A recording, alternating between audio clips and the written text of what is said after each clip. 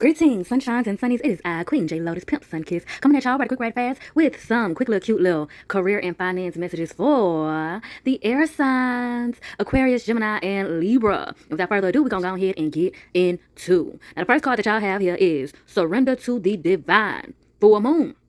There is a full moon in Scorpio coming up, so beware and stay tuned. Likely some things that will be being triggered up surrounding that full moon for you to unpack and release. Also, maybe some qualities that you're becoming more aware of that you need to intentionally enhance using the energy of this full moon as well. Hence, surrender to the divine. Now, this is showing up in reverse. And I'm picking up that the reason why it's showing up in reverse is because there is a resistance to really indulging in your relationship with your divine realm, specifically your higher self. Many of you seem to be struggling with the understanding that God is within you. So it seems as though many of you have been indulging in your relationship with spirituality in a external sense. You've been thinking of the divine realm, the most high. You've been thinking of God more externally. And you need to grasp a sense of duality about that as it concerns God being external around you and everything that is around you and outside of you, but also within you. And this will lead you to feeling more empowered, taking more accountability, taking more authority over yourself, over your circumstances, over your own life, your divine path, and your goals. And so with that, many of you may have to be taking like more accountability and responsibility for certain decisions that you've made and certain places that you've landed yourself in.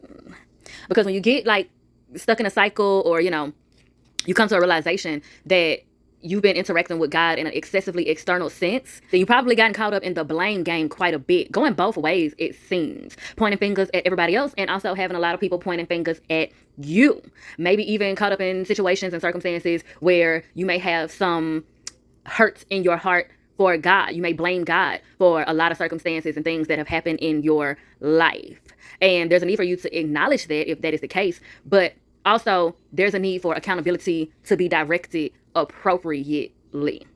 And that is, while you're recognizing the God within yourself, recognizing the duality of that is that you also have the devil within you. And if that is true for you, then it's also true for other people. That being said, certain things are not the work of God. They're the work of other people choosing to function by way of their inner demons versus their inner God. So for some of you, you have been blaming God in order to avoid blaming and holding specific people accountable for their actions and decisions that may have left you with a short end of the stick. And for some of you, this is your parents. Somewhere elders in your family, or maybe even directly your parents, instilled it in you that you don't have a right to hold them accountable. You don't have space to truly be upset with them. And for some of you, that has manifested in a way where you don't know where or how to direct that energy. And so it just turns into you being upset with the universe, being upset with God. And for some of you, you may even direct that energy back to yourself, especially if you've been predominantly on the end of the blame game concerning people always blaming you for everything, making you the scapegoat for everything.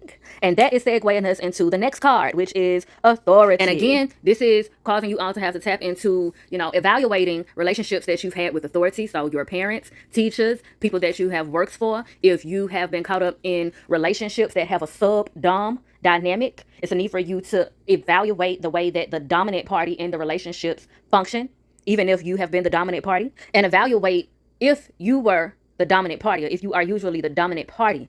What learned behavior do you exhibit in being dominant, in being the leader of the relationship? And it's coming up here that many of you are meant to be in positions of authority as it concerns companies, businesses, your household, things of that nature, groups, things of that nature. And Spirit is having you all go through these phases and cycles of having to unlearn and learn things, the proper ways to be in positions of authority and be dominant without being domineering. And that's a large part of why you've had to go through certain experiences with certain people, and why you've been so caught up and lost in the sauce in the blame game a lot, whether people are always trying to blame you or you feel a need to blame other people. Because a harsh reality is, when you're in positions of authority, it is only so much, if at all, a lot of the time, that you will be able to blame other people. Because heavy is the head that wears the crown, the fish rots at the head, and you gotta lead by example. The frequency of authority reminds us that true authority is powerful, directed, and realized, yet receptive, wise, and loving. And that's a large part of it that you all have been, going through things to learn, because a lot of people, when they're in positions of authority, and the way a lot of people think of authority is powerful, directed, and realized. But they often neglect the part that has to be receptive, wise, and loving. And a large part of that is speaking because you have something to say, not just because you want to say something. Also, knowing when not to speak at all and when to listen. That's the large part about being receptive, and that's a major key in gaining wisdom. Listening is also a love language for yourself and others. So listening to yourself and others. So you all are going through a rebirth of sort. And that's emphasized here by the number 10 that's on that card as well, which symbolizes new beginnings, new love, and also divine presence, and also emphasizing authority, place of authority. And the thing is, that makes it challenging is balancing being confident and courageous with also being humble and delicate. And that segues us to fucking apologize. Now, for some of you, you need to apologize to yourself for not standing up for yourself, for not doing enough for yourself, for being an enabler, for allowing people to walk all over you, to make you a scapegoat, to put things in your head, to shrink you and impress imposter syndrome within you, allowing people to blame you for things, allowing people to ruin your reputation without standing up for yourself. And for others of you, y'all are having to apologize to other people. And some of you may be in both categories, because I am picking up some things here where there are some people in the midst of this channeling that have become hurt people who hurt people in some way and have gotten caught up in the cycles of revenge, feeling justified for drastic retaliations and not realizing that you're hurting yourself further by constantly fighting fire with fire. Because regardless of who started it, you steady putting vengeance and violence and vindictiveness out into the energy, and it has no choice but to double its way back to you. And so not only do you put yourself in position to have to apologize to other people, you put yourself in position to have to apologize to yourself for dishonoring yourself even further. Some of y'all also talk too much. That's what's coming up here. This is Spirit said, okay? No tea, no shade. But Spirit is saying that some of y'all talk too much, or some of y'all have talked too much. And for some of you, you talk too much about what you plan to do, what you got, what you gonna get, and it comes off as boastful, and you end up attracting negative energy to you. It doesn't mean that you shouldn't be proud of yourself or proud of what you have, but you got to get more mindful and discerning about who you're sharing this information with and when you're sharing that information. And for some of y'all in that category, you literally are being arrogant. And God is taking you through things and will be taking you through things to break you away from your ego and that arrogance so that they can redirect you to true confidence, which is being able to pop your shit without putting other people down in the process. And some of you don't even realize that you do it, and that's why you're being taken through these things, so you can gain greater realization of where that learned behavior is coming from, as well as the disservice that it is doing for you. Now, for others of you, you be gossiping about other people, and you're not mindful about the way you talk about other people. And I just keep hearing put downs.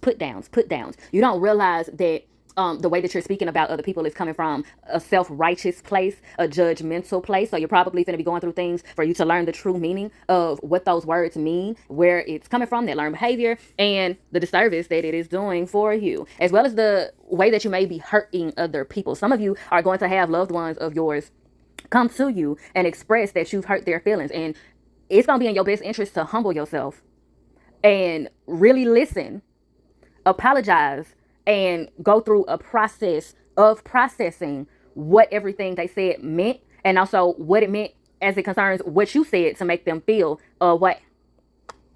Okay?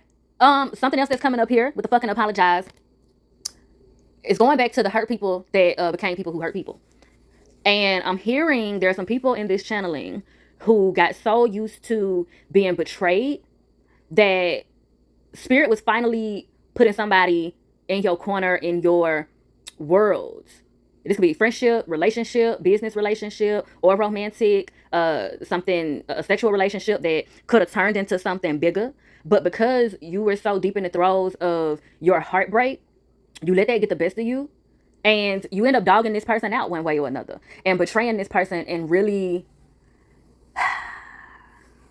punishing them for previous people's transgression. And it's going to come up for you to have to face it and apologize and go through a process of processing the accountability. Now, this is playing into the career, all of this that I done said is playing into the career and finance aspects. Again, because many of you are meant to be in positions of authority. So you've been taken through the ringer a bit so that you can learn how to really function from a place of elevation without being a punk ass bitch. You know what I'm saying? Because it's probably a part of it. Many of you have presented yourself a certain way with this hard shell, very direct, very much so an energy of what you think is powerful, but it's domineering and hurtful because you're afraid of coming off like a punk ass bitch because you feel like so many people done tried to play on your top. And it's understandable, but you got bigger fish to fry. You got bigger and better things coming. And you got people that are meant to follow you and that you are meant to lead. And you have to make sure that you are leading them properly and in the right direction. Because this seems to be very divinely purposed, where the examples that you're leading are meant to change the world, meant to change major things about society and how society operates. So it's taking, again, a lot of unlearning and relearning. And a lot of the things that you're wanting and needing, and on top of what you're meant to bring in, Spirit does not want to give it to you if you're going to be a dictator, if you're going to be a person that cuts your nose off to spite your face, if you're going to be the type of person that will burn the fortress down with yourself and your people in it just to get the person that you feel like deserves to get got. You know? Ooh, child. And so a part of your lessons are also learning how to discipline not only other people, but also yourself without being overly harsh and overly judgmental. Okay? Because operating from a place of spite and or a place of constantly shrinking yourself, because there are people, that I've named here in this channeling who are more so pushovers. And I'm not saying that to be mean. That's just how it's coming up. Some of y'all have a trauma response of being overly retaliative and mean and judgmental and pokey and self-righteous, domineering and dictative. And then there are others of you in the channeling that have kind of allowed the world and people to beat you down to being overly silenced and overly docile and overly avoiding of conflict and pushing yourself back into the shadows when you're really supposed to be out in the forefront leading the flock. Okay? Some of y'all have allowed the world and allowed people to force you into being a follower, a pick-me, someone that is overly reliant on external validation. Okay? Now, all that being said, about to get into the coloration of the cards and wrap this thing on up. We got some hues of white and indigo up there. So the indigo is representing third eye, so that's heightening your sense of discernment. So we got to work on that third eye chakra, decalcify that pineal gland. The white is representing the soul star. This is getting into and more in touch with your soul, your spirit, specifically you all's higher self, and learning the strength and the duality of your soul and your higher self. We also have green and yellow with some hues of orange going on here. So you're likely going to be coming into some different forms of entertainment, okay? Out with the old and in with the new. Certain things that you have been growing out of, and you need to go ahead and allow yourself to do that and be proud about it, because those things are not working for you anymore. And that those hues of orange, and all that being said, correlate with the sacral chakra, sensuality, sexuality, creativity, art, entertainment, all that. That green is representative of the heart chakra. So that's unpacking heartbreak, healing heartbreak, getting more in tune with your emotions, getting more in tune with the duality of your emotions, honoring your emotions, and segueing us perfectly into the yellow, the solar plexus chakra, which is where anger stores when your solar plexus chakra is either overactive or damaged. So the ultimate sign that a lot of y'all are having to release a lot of anger. So I would recommend that you journal, go to a rec room. If you got anything that you don't really value, like talking about no more, that you don't mind breaking, create yourself a rec room, a rage room, if you will. There's a way that you need to get that anger out. Work out, dance. Those things help release angry energy as well. You can also indulge in some fighting classes. That would help. That would also help with your discipline and your sense of empowerment, and also understanding the duality of fighting while also being humble, confidence amongst humbleness as well, okay? And then we have red here, protecting yourself, okay? That is the root chakra. So materializing money, as well as trusting yourself internally, feeling abundant internally, as well as externally, Okay? Okay? If your root chakra is overactive, then you may function in paranoia. You may function in a way where you feel like you got to get people before they get you. If it's underactive, then you may shrink yourself in order to avoid conflict overtly. Okay? So, I hope all that made sense. I hope y'all unpack all of that and, you know what I'm saying, follow the directions of the divine that came through here so you can go get it. Go get it. Go get your blessings. Yes, God. Okay, and there's y'all's channel song right there. Go Get It by Mary Mary. And if you want to get what you never got, gotta do something that you never done. So yes, the main things here for the overall group seem to be pride and fear. Don't let pride get in the way of you manifesting your blessings and allowing yourself to embrace them and be appreciative of them and make the most of them. And don't allow fear to do that either. Whether you're on one side of the coin or the other or both, put that fear and pride to the side and go get it. Go get it. Go get your blessings. Hey. And with all that being said, child, if I do say so myself, honey, I have milked this cow dry.